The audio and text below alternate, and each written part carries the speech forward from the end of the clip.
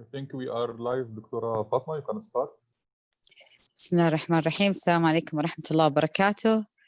أتمنى الكل يكون بخير إن شاء الله. I would like to welcome you all in this webinar of Saudi Germany Hospital Group. I am Dr. Fatma Al-Hawiyyan, endocrine and diabetes consultant from Armed Forces Hospital Southern Region. Tonight, we have a very interesting and basic topic, especially with the enthusiasm of new group of treatment of type 2 diabetes that need to understand the pathogenesis of type 2 diabetes. I'm very happy and glad to share this topic with my colleague, Dr. Walid Shihab, consultant of diabetes and endocrinology, Saudi Germany Hospital in Abha. He is associate professor of endocrinology in Manufia University in Egypt.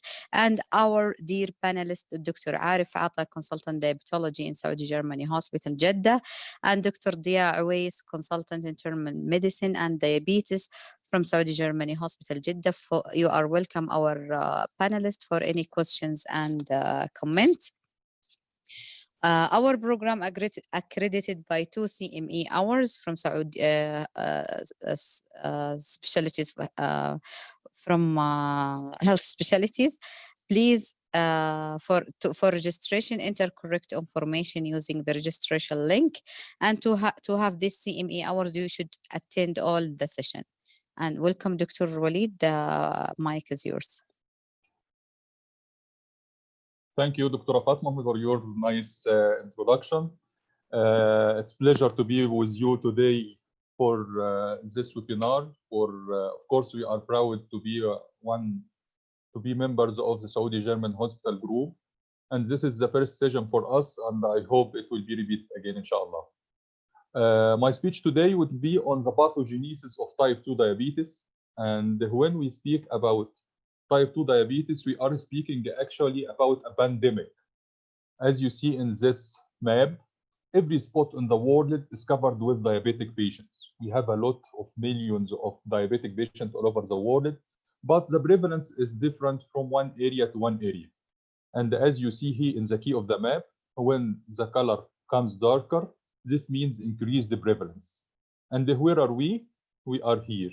We are in the darkest spot almost all over the world as regarding the prevalence of diabetes. And in the future, it is expected to be darker and darker, as you see, and the prevalence of diabetes is expected to be more and more all over the world. If we look at the top 10 countries as regarding the prevalence of diabetes, we will find that 6 out of the 10 top countries are Arab countries, unfortunately. And if we look specifically at Saudi Arabia, it occupies the position number 3 all over the world regarding the prevalence of diabetes. So we have actually a problem. We have a prevalence of a disease in our area, and we must be concerned with it. We must understand everything about the disease. This is the map of KSA. This is the prevalence. It is almost 31.6% of Saudi people have type 2 diabetes. What does this mean? This means that 1 of every 3 persons in Saudi Arabia have diabetes. This means that every house in Saudi Arabia have a diabetic patient. So we should take care and understand what is behind that. If we look at the main factors leading to the pathogenesis of type 2 diabetes, we will find that interplay between several factors. The first factor is the genetic predisposition, of course, but this is supported more by environmental factors and the lifestyle changes, which may be behind the huge explosion of the prevalence of diabetes in the last few years in our area. Is change of lifestyle and the rapid urbanization. Of course, this is by epigenetics, but it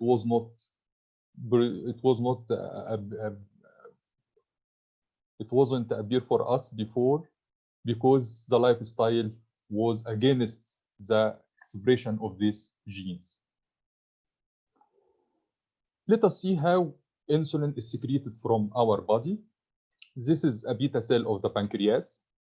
So when we eat, glucose will rise in the blood. When glucose rises in the blood, it passes to the beta cell. This is the beta cell. And there is a glucose transporters here, channels in the wall of the cell. These channels allow for the passage of glucose inside the cell, so it will express, the pancreas can know how much of glucose is present in the circulation. So the higher the glucose in the circulation, the higher the glucose will be introduced inside the beta cell. This glucose will lead, it is a source of power, leads to the formation of ATP, which is the power unit of the cell. This will lead to closure of the potassium channels. It inhibits the introduction of potassium channels from outside to the inside. What will happen after that? This will lead to change in the electricity of the basement membrane of this cell. And this will open another type of channels, which is called the calcium channels, which is voltage gated. When the voltage of the cell membrane changes, these channels open, and this will lead to influx of calcium inside the cell. And actually, calcium, when it is introduced to any place, it makes it mad. It is a power. It is a power. It's like fire. So the cell will trigger the insulin vesicles. Vesicle is secreted here by the beta cell, and usually it is present in vacuoles. When calcium reaches to these vacuoles, it will explode, and the insulin will be released outside to the circulation. So forget about these mechanisms. What is the main result? Glucose will enter the cell when we eat, and this will lead to increase of insulin secretion. And when we eat more, we will get more and more insulin secretion into the peripheral circulation. Let us go with this insulin and see what will it do. This insulin will go to the peripheral tissues, mainly the muscles and the adipose tissue. And every cell in our body, as you see here, contains the insulin receptors. Insulin receptors. Insulin receptor, as you see here, is formed of 2 alpha subunits and 2 beta subunits. When insulin comes to its receptor, on the insulin receptor, the alpha subunits, which is the external part, it is present outside the cell. Yes, when it is present outside the cell and it binds to it, it leads to activation of the beta subunit, which is actually inside the cell, leads to its phosphorylation and the cascade of reactions inside the cell. This will lead to expression of GLUT4, is called glucose transporter 4. If you remember, we have GLUT2 on the surface of the beta cell. Now we have another type of GLUT, which is the GLUT4, glucose transporters, which moves from the nucleus of the cell to the top of the cell. And these channels open and leads to influx of glucose. So when glucose enters the cell, it takes its power from it, and actually glucose will decrease in the circulation. And what will happen if glucose decreased? The pancreas will feel that glucose is less, and when glucose is less, it will stop insulin secretion. Of course, it is relatively, it doesn't stop completely, but this is the way. So it is like a key and lock. Insulin is coming, it is the key, and it opens the lock on the cell surface, so opening the door for glucose to enter the cell. So it's clear now, when we eat, in summary for this part, when we eat, glucose will rise, glucose will pass through glucose transporter 2 in the cell membrane of the beta cell of the pancreas. This will lead to stimulation of insulin secretion. Insulin will travel in the circulation to the peripheral tissues like keys, which will open the doors for the glucose to enter the cells, and so on. So the main mechanism behind the pathogenesis of type 2 diabetes is inability to open these doors, which is called insulin resistance. So after this journey of insulin will reach to the peripheral tissues, but unfortunately, it will not open the door for the glucose. This is the main mechanism behind the development of type 2 diabetes. And why this happens? Mostly it is genetics and associated with environmental factors as obesity, as we will see. So the main mechanism behind the development of type 2 diabetes is insulin resistance. So here it is the insulin resistance. When the insulin comes to the peripheral receptors, it can't open the doors. And here what will do the pancreas? The pancreas will secrete more and more insulin to overcome this resistance. If you are going to open a door and you can't open it, what will you do? You will search for help. And this is what happened actually. No glucose is entering to the cells, especially peripheral tissues, because there is insulin resistance. So these tissues will send signals to the pancreas. Save us. We don't have glucose. We don't have energy. Please, pancreas, help us. Send more and more insulin to us to help us. And actually, this is what happened by the pancreas. The pancreas will send more and more insulin. But unfortunately, the resistance is persistent, still have a resistance. The patient is gaining more weight. The patient has a sedentary lifestyle. So the pancreas is secreting more and more till one point where the pancreas will say, that's enough, I am tired. This is the point at the start of diabetes. And actually at this moment, the pancreas is almost 50% of its power. Another thing happening in the liver, with the deficiency of insulin, the liver will has increased hepatic glucose production. The main idea of the insulin is to inhibit the hepatic glucose production. So the role of the liver in the regulation of blood glucose is very important. What to do? Actually, when we eat, we are usually eating more than our needs. And we should keep this as a reserve for the next meal. We are not eating all the time. We are eating, for example, 3 meals per day. So what is happening in between the meals? What is happening in Ramadan if we are going to fast for 12 hours or more? This is the role of the liver. What will do the liver? When you eat, the insulin is released, and it will go to the liver to stimulate the liver to store some of the amount of glucose and store it in the form of glycogen. So glycogen will be stored in the liver until we need it. So when will we need it? After 3 to 4 hours, when we consume the external glucose, insulin secretions will stop, as we said before. And when insulin is decreased, the liver will start to dissolve its glycogen in a process called glycogenolysis. So releasing more and more glucose to circulation to maintain the blood glucose. So our blood glucose can't reach to 0, for example. We have fasting blood glucose like 100, 700, 70 to 100. This is maintained mainly by the liver. And the main factor that makes the liver to secrete or not secrete this glycogen is the insulin. And when we have insulin resistance, the liver will not see the insulin and it will produce more and more glucose to the peripheral circulation, raising the blood glucose level because it is unproportionate, because it doesn't see this insulin and it is not inhibited by the insulin. So if you don't have any problem with the beta cell of the pancreas, I mean genetic factor, the pancreas can overcome this resistance. But at one point, as we said, it must have dysfunction of the pancreas.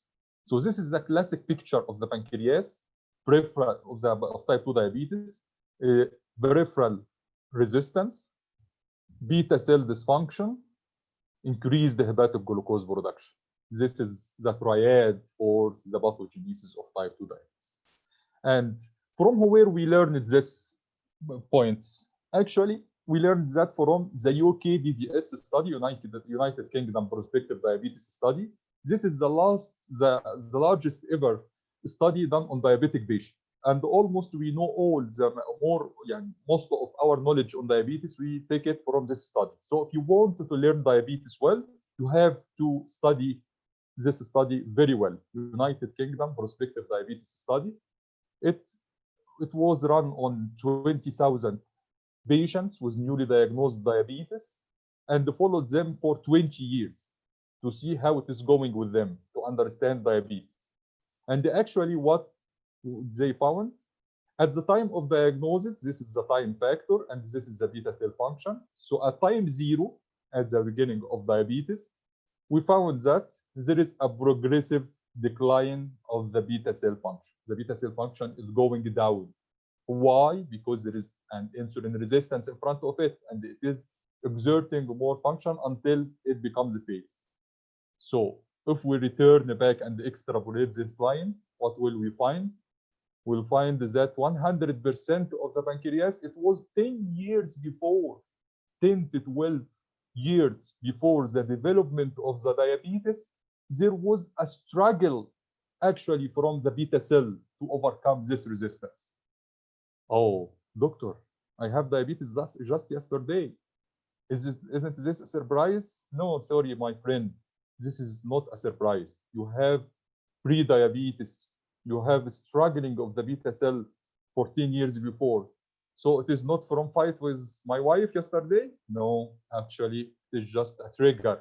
But you are predisposed and you are struggling, and your beta cell is struggling at least 10 years before.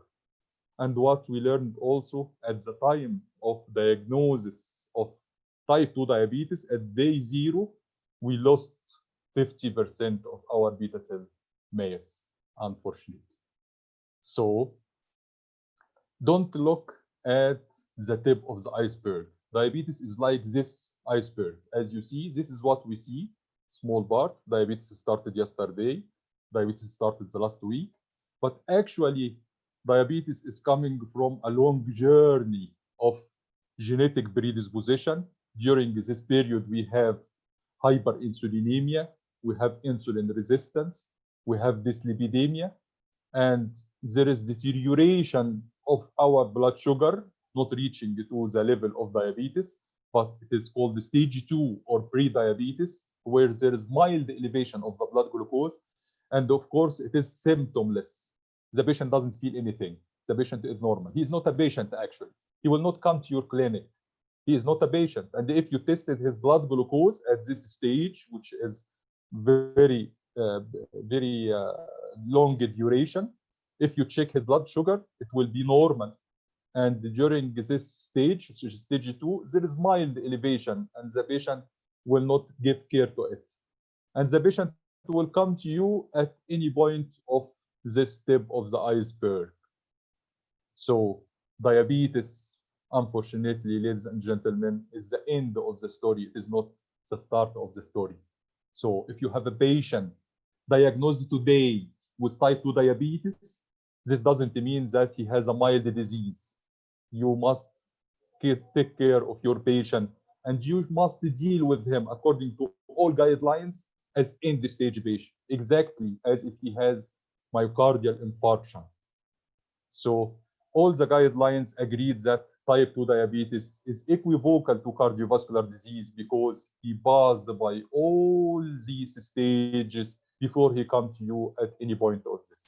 Sometimes the patient is presented to us for the first time with a complication, actually, with renal failure, with myocardial infarction, with cerebral stroke, and we can discover him at this point that he is diabetic. So deal with him, please, as end-stage person. We should take care of his lipid profile, for his blood pressure, for glycemic control. Glycemic control is just a marker. So glycemia is something, and the diabetes as a disease is a different thing. This is diabetes mellitus. It is not hyperglycemia. Hyperglycemia is just a symptom or one phase of the destructive disease. This is the natural history of the disease, as we said. At the time of diagnosis of diabetes, before it, the blood sugar is normal. At the time of diagnosis, the blood sugar started to rise, fasting plasma glucose and postprandial plasma glucose. This is the insulin resistance started to rise with age and with weight gain. And with the rise of insulin resistance, it become consistent. The beta cell of the pancreas will start to secrete more and more. So we have hyper secretion. Insulin is increased. And if we check the insulin at this time, because I know what is coming to your mind, how can I discover myself, my doctor? I don't have any symptom and my blood sugar is normal. So how can I know if I will develop diabetes in the future or not? You can do that by measuring your insulin. If your insulin is higher than normal, not lower than normal as you expect, higher than normal, this means that you are in a stage of insulin resistance and you are liable to develop diabetes in the future. But unfortunately, later on, the beta cell will lose its function almost at the time of diagnosis of diabetes. It lost 50% of its function, and it will lose more and more during the journey of diabetes, where the patient will be mandatory to be treated with external or exogenous insulin. The beta cell function is different from the mass. Beta cell function is decreasing all over the journey. And actually, the microvascular complication, we know that the main problem with diabetes is not the diabetes itself. It is not a matter of polyuria or polydipsia. The problem with diabetes is the development of the complications. And that's why we are treating diabetes. And if diabetes is not associated with complication, we wouldn't treat it actually. So the microvascular complications usually start with the start of diabetes, with the hyperglycemia. What are the microvascular complications? Retinopathy, neuropathy, nephropathy. It will start with the onset of diabetes that we can't discover it, unfortunately. We discover diabetes actually by chance. But the macrovascular complication, which is the main cause of death of the patient, like myocardial infarction, cerebral stroke, peripheral arterial disease, it started very early. It started with the hyperinsulinemia. It started with the insulin resistance. So that is why they considered the patient at day 0 of the diagnosis of diabetes have actually a macrovascular changes and the macrovascular disease, and we should deal with him like that. So this is the classic view for the pathogenesis of type 2 diabetes: insulin resistance plus beta cell failure, leading to the development of type 2 diabetes.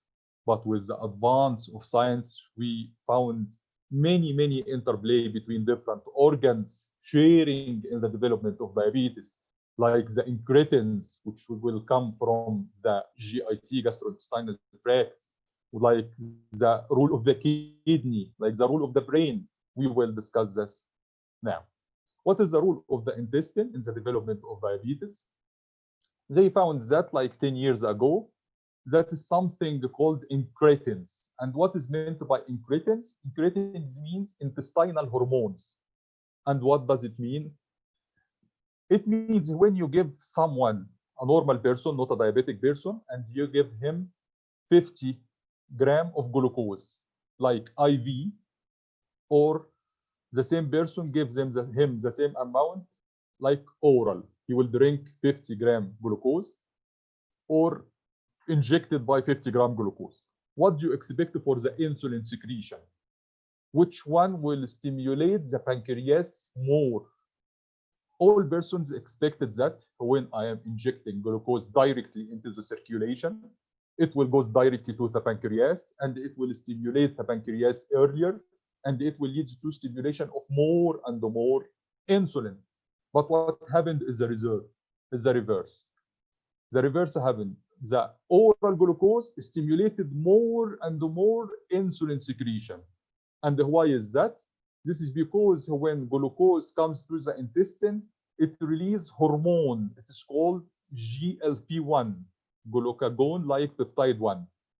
This hormone will go from the intestine and stimulate the pancreas to stimulate insulin secretion even before the meal is coming to the circulation. It is like a preparation. It's like an impulse to the pancreas. Prepare yourself. There is a gush of glucose is coming to you. Start to secrete insulin. So the pancreas is not waiting a long time after the hyperglycemia occurs and then it secretes insulin. So the impulse is coming to him, coming to the pancreas, even before the glucose is coming to the circulation. And this is called the incretin effect. This is intravenous glucose in a normal person, and this is the insulin response to oral glucose. So this is the intravenous response, small amount of insulin. But if we give the same amount by the oral route, it will secrete more and more insulin from the pancreas. This effect was found to be reduced in diabetic patients. The incretin effect is not working efficiently in the diabetic patient. So there is hyperglycemia, especially postprandial in the diabetic patient, because the impulse that stimulates the pancreas to prepare himself for the incoming glucose is not enough. is deficient. What will do this GLP-1 is, as we said, it is secreted upon ingestion of food by stimulation of the intestinal cells. It will stimulate the beta cell, as we said, to stimulate insulin secretion in a glucose-dependent manner. But actually, it has several other actions. It works in the brain. It promotes satiety. It will give you signal, don't eat more. We are eating, we have enough glucose. It will work in the stomach and delay its gastric emptying. It delays the emptying of the stomach. So it will decrease the amount of glucose coming into the circulation in a big amount. It inhibits glucagon secretion from the alpha cell of the pancreas and inhibit the glucagon. This glucagon will inhibit the hepatic glucose output. Stop liver, stop. We don't need glucose. We have enough glucose coming from outside. So this is several actions of the GLP-1. And actually, this is the basis for the incretin-based therapy, which is common now for in our practice. We have GLP-1 analogs like injections, and we have GBB4 enzyme inhibitors, which are two main lines of the recent lines of the management of type 2 diabetes. Another part for the intestine, which is very important, with the microbiota. Microbiota, our intestine is inhabited by a large, very huge amount of bacteria. Actually, the genome of these bacteria is almost 100 times our genome itself. So you have peoples living inside your intestine. And actually, these bacteria is living in balance between harmful bacteria and the beneficial one. And there is balance in between them.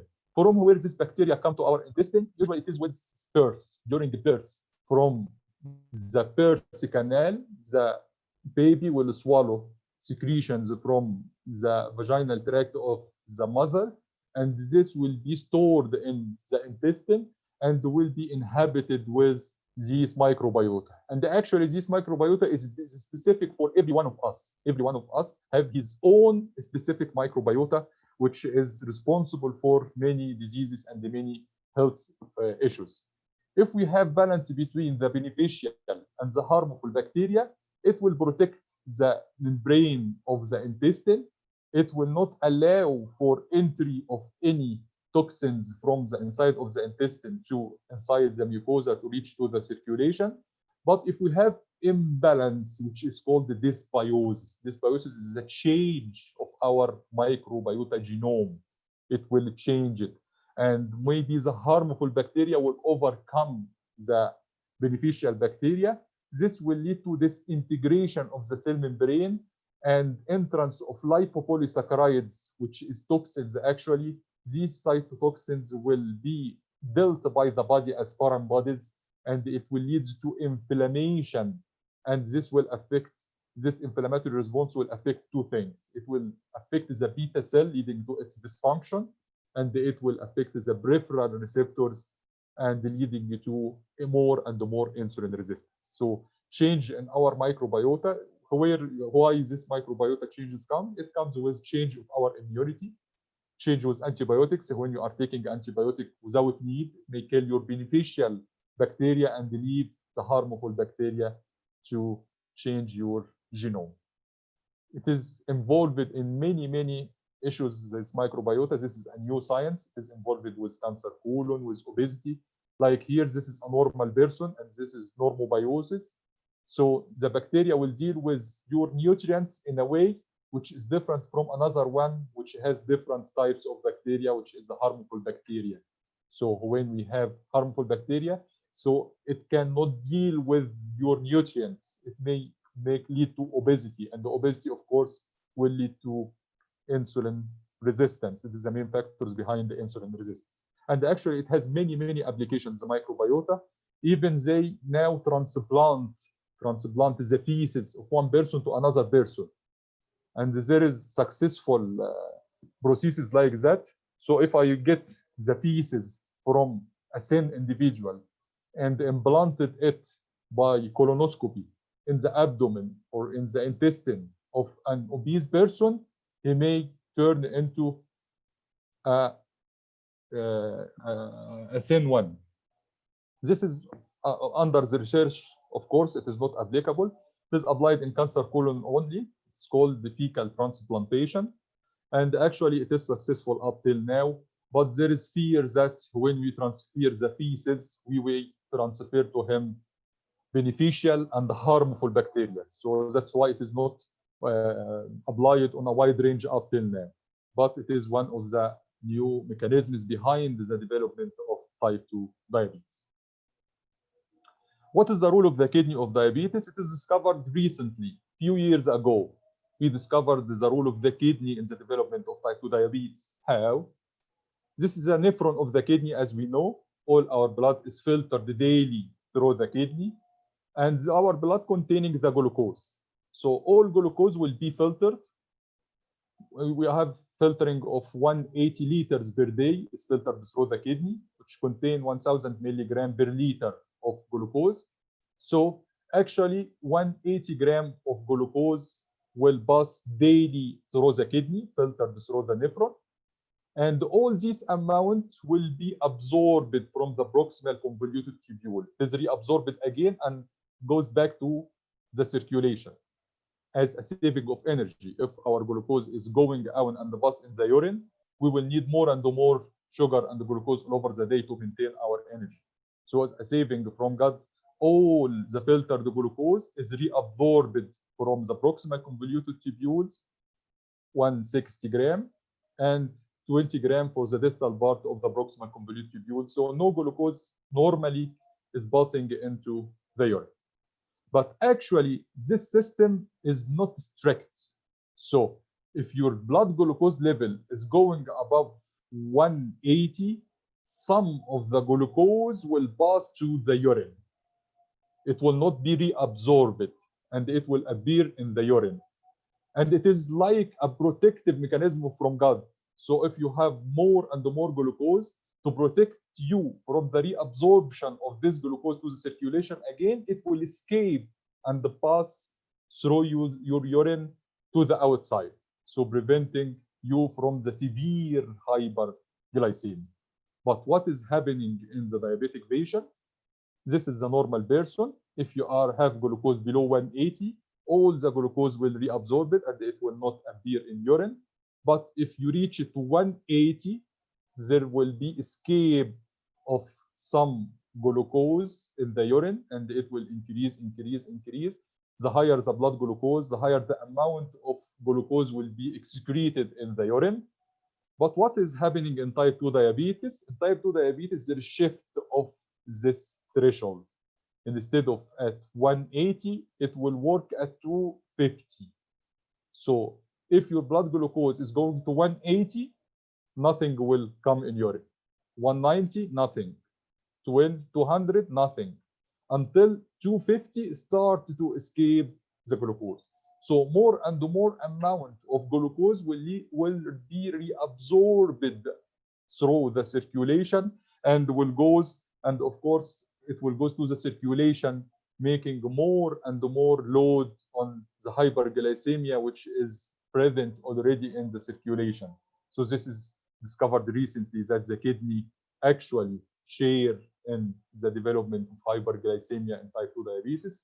And of course, this is the basis for the treatment with the sodium glucose cotransporter 2 inhibitors group of anti-diabetic drug that is popular now, and it is used on wide base now in the management of type 2 diabetes.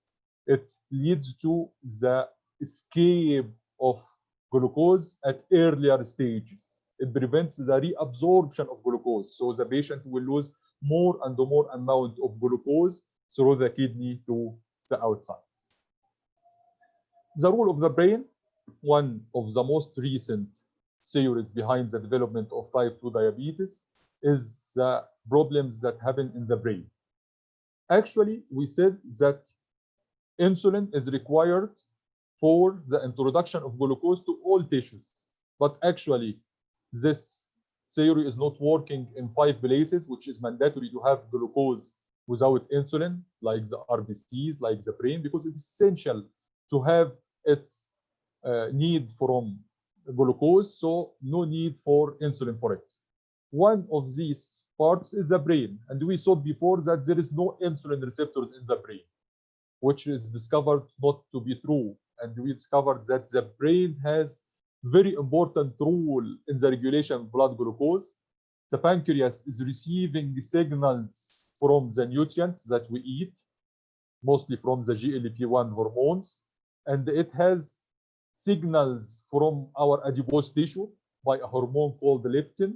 So it gives the brain an idea about your fat stores, about your nutrition now, and the brain is evaluating everything and release sympathetic and parasympathetic impulses to the peripheral tissues so it can overcome on the rate of absorption of nutrients from the GIT, the rate of formation of glucose from the liver, the insulin resistance on the peripheral tissues, and the rate even of insulin secretion from the pancreas. All this through the sympathetic and the parasympathetic system.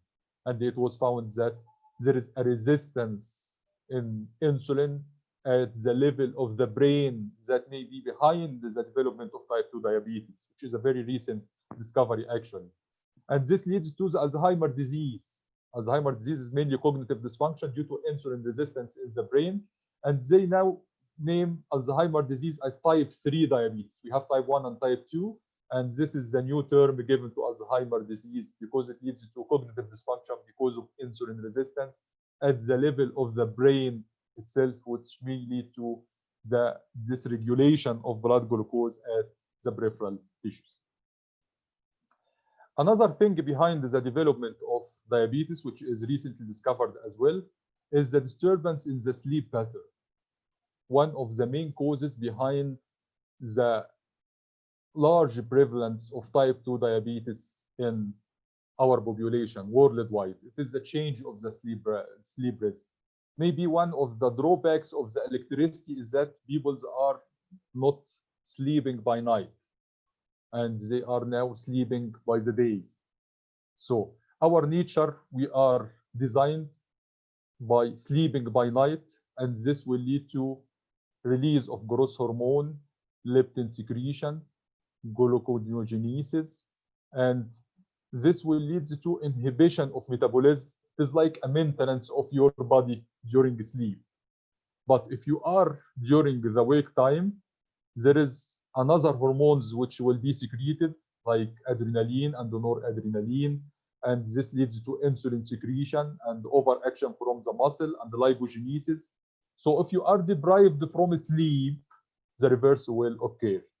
The maintenance which occurs by night will not occur. And this leads to the formation or the secretion of the counter-regulatory hormones like the growth hormone, like adrenaline and noradrenaline, which will lead to more and more insulin resistance. And over time, as we saw, it will lead to beta cell dysfunction and the development of type 2 diabetes. So let us go back to nature and sleep by night and work by the day. The role of inflammation. Now, obesity is characterized by systemic inflammation, which is a new vision to the fat tissue. Before, we thought that the fat tissue is just a junk for the fat. It is just when you eat more, you will have more fat. This fat will be stored in the adipose tissue, and that's it. It's just a matter of store. But now, it is widely accepted that the adipose tissue is the largest endocrine organ in our body. It leads to the release of millions of hormones and the cytokines that will affect our body. One of the most important diseases is interleukin 6, and the interleukin 6 leads to beta cell dysfunction.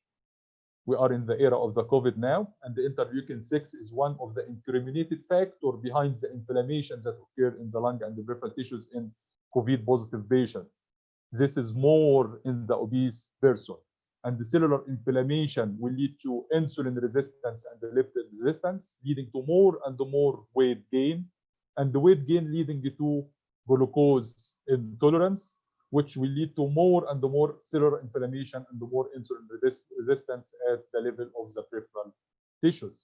So now it is widely accepted that the diabetic patient is in a subclinical inflammatory state, which leads to many of the complications behind type 2 diabetes, and the progress of the type 2 diabetes itself. So to have diabetes, you must have many things. Body adiposity, which is related to your genes, beta cell dysfunction, and environmental factors which will affect your body. And what is the environmental factors? Decrease the energy expenditure and increase the caloric intake, which will lead to more and more weight gain and leading to obesity. Your nutrient composition. In the past, we are eating the Eastern diet. That's why we don't have a lot of diabetes. But now with the Westernization of our food, we have more and more Western food, which will lead to increase in our adiposity. Environmental chemicals, microbiome, all these factors collectively will lead to obesity and later on the development of type 2 diabetes. So obesity and type 2 diabetes are going together, and hence the name, the new name, which is called diabesity. Diabetes and obesity working together.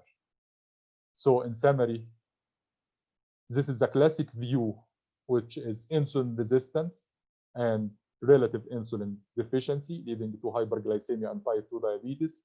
And these are the new effects, the effect on the intestine, peripheral tissues, the liver, the kidney, the brain. So this is the new vision for the type 2 diabetic patient. It is not simple as we thought before. It is just beta cell dysfunction and the absence of insulin leads to type 2 diabetes. This is not the vision now, and we have a lot of interaction. Of course, this is reflected on the lines of treatment for type 2 diabetes, which needs another lecture, of course. This is the classic treatment, sulfonylurea, galenides, DPP4 and GLP-1 and the insulin, and factors which attack the peripheral resistance like lifestyle modification, metformin and the thiazolidinediones.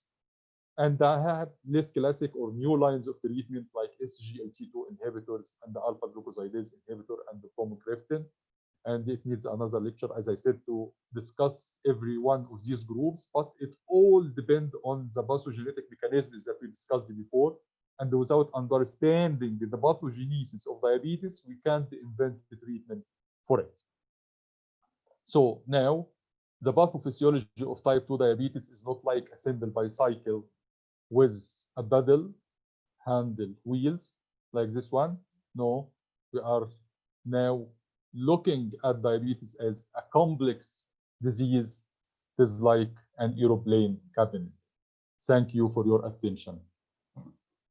شكرا جزيلا.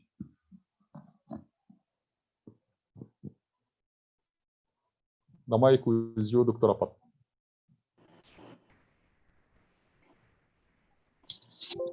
Dr. Dia,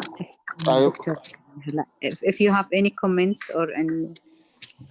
This is very illustrated and very nice presentation today, because today we are touched the very sensitive points for diabetes. Most of us are talking about the medication, lifestyle, but in this illustration we have the background why diabetes. May I ask Dr. Walid about the, as we are talking last week about the pre-diabetic stage of these people, especially the obese patient. So what is your recommendation in this situation? And the obese pre-diabetic.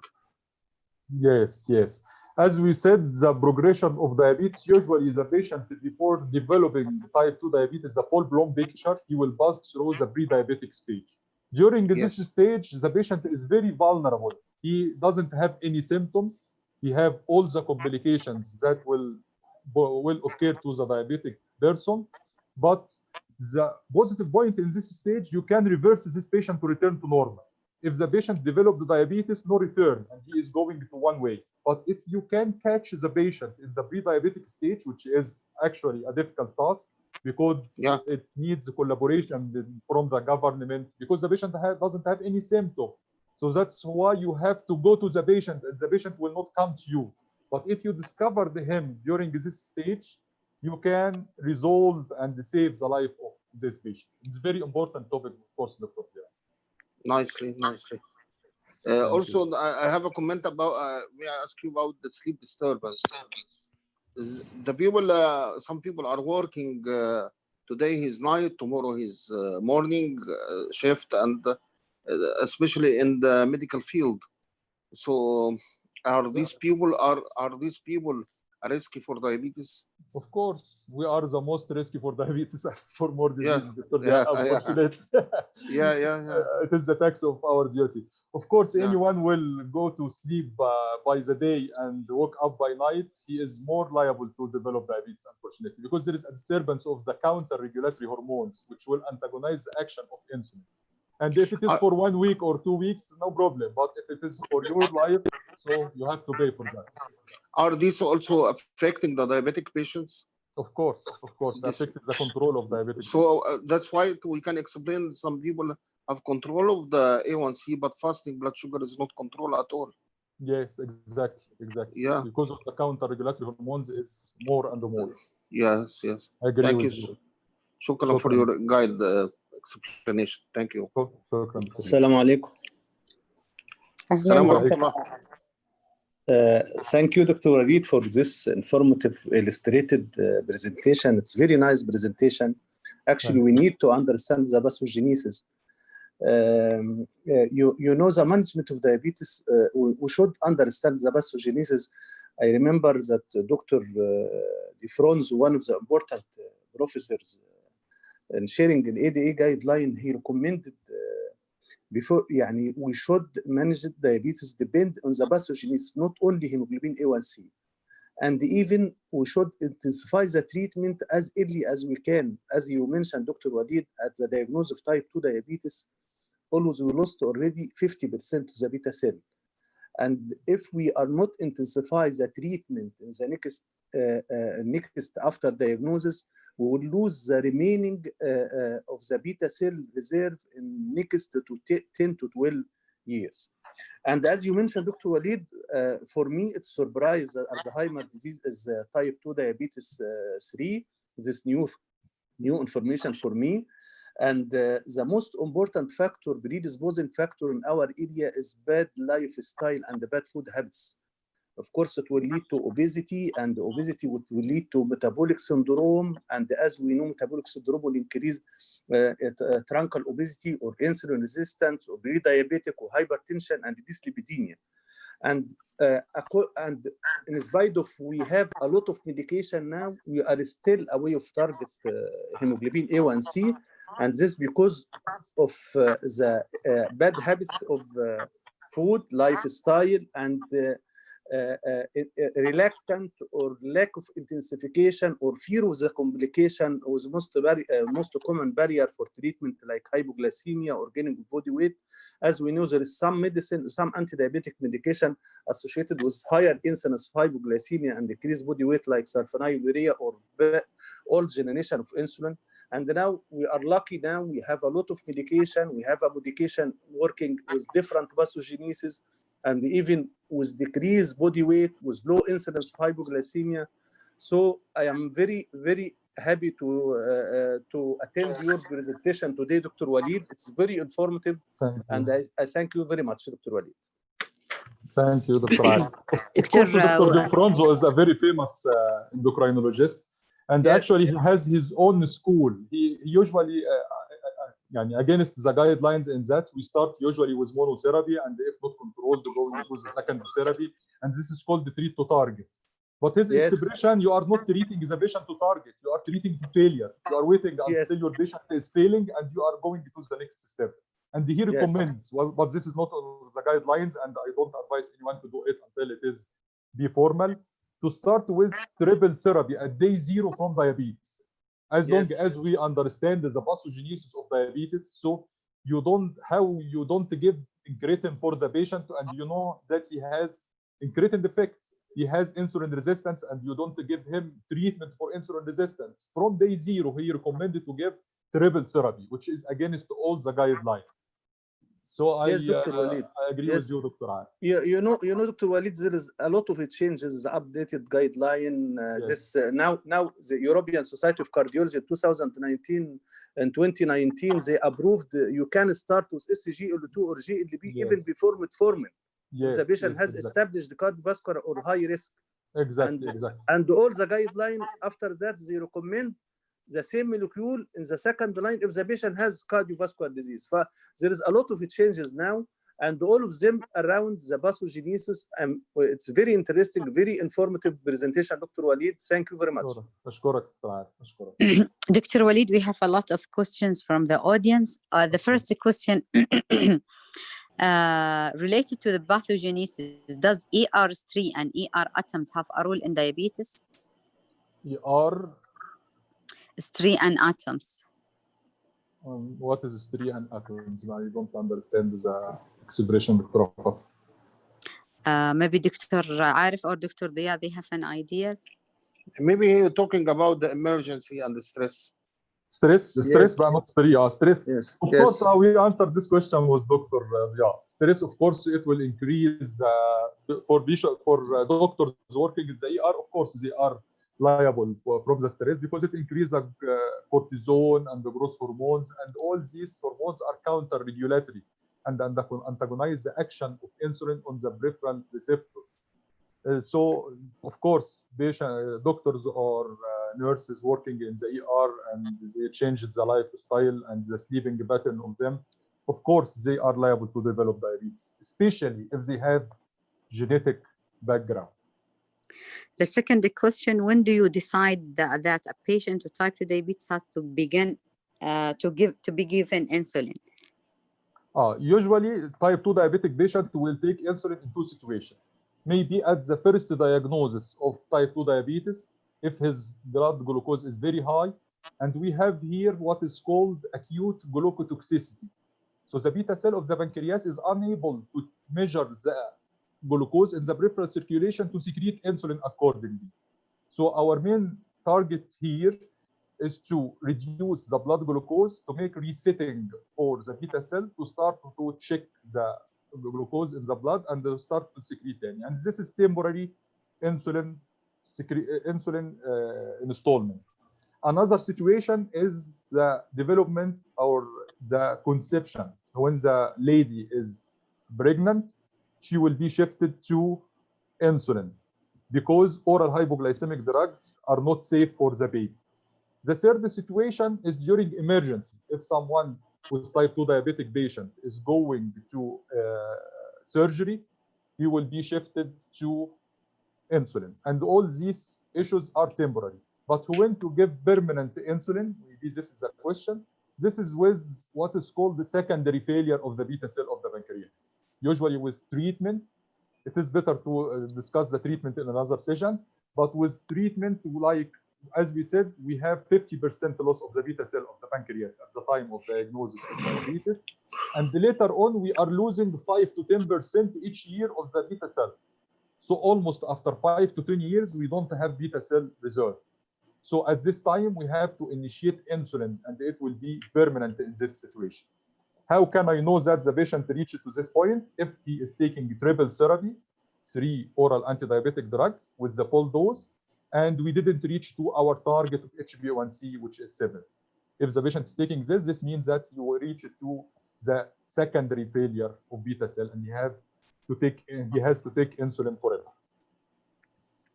Thank you, Dr. Walid. The other question, how can I know if I am pre-diabetic stage? Yes, I expected this question because I know all of us here now from the development of diabetes. As we said, pre-diabetes, as a pre-diabetes, there is mild elevation of the blood glucose. The normal fasting blood glucose is less than 100, and the diabetes is above 125. So pre-diabetes, if you checked your fasting blood glucose, it is between 100 and 125. This is pre-diabetes. Postprandial blood glucose is less than 140 for the normal person and more than 200 for the diabetic patient. So if you have your blood glucose postprandial between 140 and 200, you are pre-diabetic.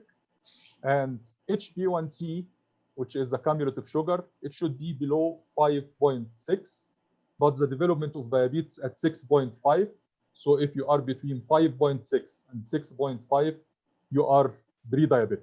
But the difficult question, what is before pre-diabetes? Before pre-diabetes, you don't have any changes in your blood glucose. And at this level, we can discover if I am liable to diabetes or not by checking your insulin level.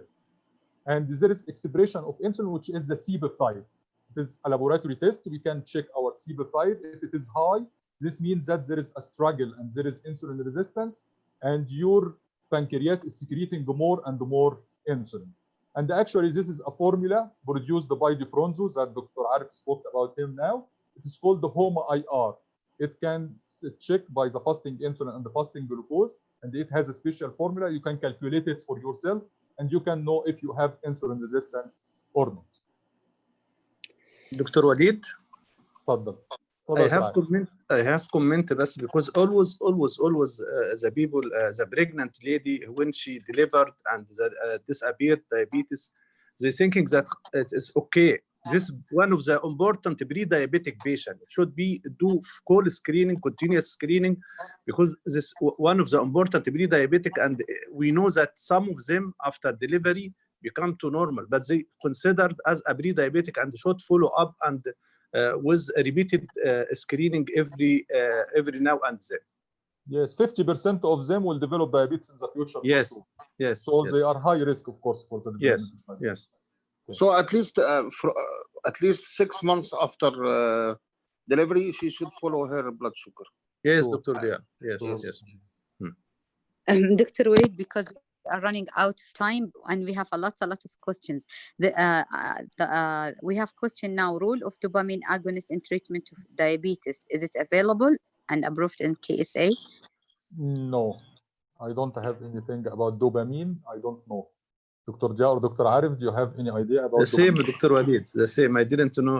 I have no information about this. No, this is a new era in the treatment of diabetes as central action of dopamine. But Bromocriptine, she mean? Yes. But until now, no issue. Still under trial, Dr. Dia?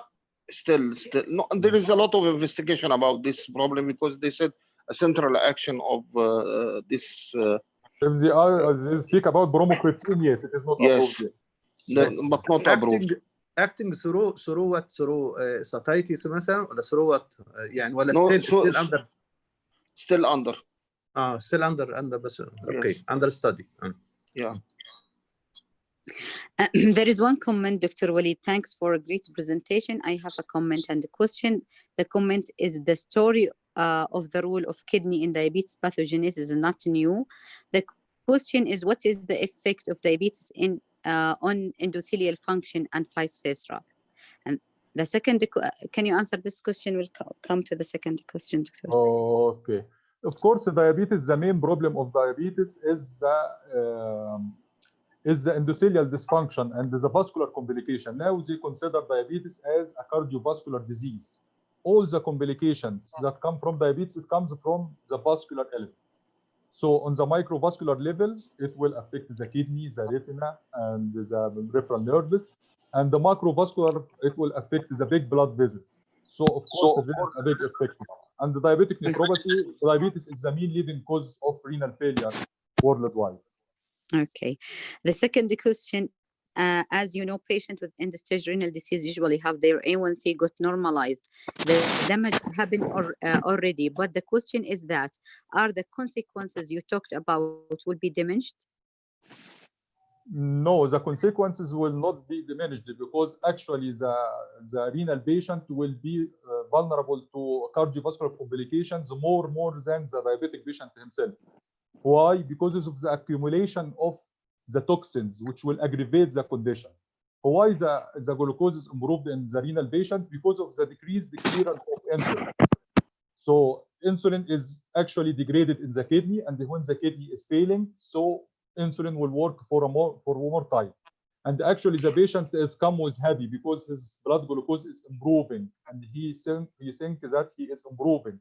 But actually, when you have patient who is uncontrolled and started to develop hypoglycemia and you are reducing the dose, please check for his kidney function first before you be happy. And actually, all the complication will be increased, not reduced, because of the addition of uremic toxins, which will aggravate his condition. Thank you, Doctor. And one question about the A1C. If A1C not controlled, but blood sugar fasting and 2-hour postprandial is okay, how? It doesn't happen if you have, because the HbA1c actually it is the representation of the fasting and the postprandial blood sugar. So, but it gives you an idea about the last 3 months. So if it is high, this means that the patient was not controlled for 2 months and came to you after 1 month of control. Or if the patient had some problem in the hemoglobin itself. Yes, of course. Hemoglobinopathies. The other question, renal threshold is changed from 100 to 250, 180 to 250 in type 2 diabetes. Is that documented now? Yes, yes, of course. Of course, and this is the idea behind the treatment with SGLT2 inhibitors. Maybe the number is not fixed for all patients, but this is the accepted, this is the average for the population. And that's why we give SGLT2 inhibitors to shift this numbers to be less. Okay.